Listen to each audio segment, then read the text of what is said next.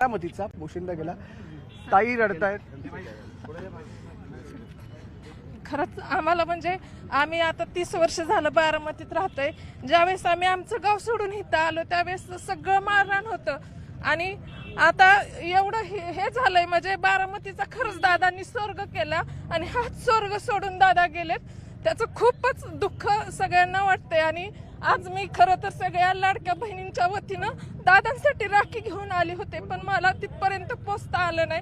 तुमचे खूप खूप आभार की माझ्या भावना तरी कमीत कमी दादांना पोचाव्यात की आपला सक्का भाऊ रक्षाबंधनला किंवा दिवाळीलाच ओवाळणी वर्षातून 2दा बहिणींना देतो पण ह्या गरीब जनतेच्या माता माऊलींना दादांनी जर महिन्याला ओवाळणी ठेवून त्यांचं खरंच त्यांना म्हणजे तुम्ही एकट्या नाही असंच त्यांना साथ प्रत्येक महिन्याला आणि ज्यावेळेस त्यांच्या लाडक्या बहिणींच्या हातात ते पैसे पडतील ना त्यावेळेस खरंच दादांची म्हणजे आपल्याला खूप आठवण येणार आहे. दादा खरंच तुम्ही आमच्यात हवे होता पण आता तुम्हाला निरोप द्यायला खरंच खूप अंतःकरण जड झालंय. दादा तुम्ही खरंच परत या, तुम्हाला आमची गरज आहे. दादा खरंच तुम्ही परत या, आमची विनंती ऐका दादा, तुम्ही परत या.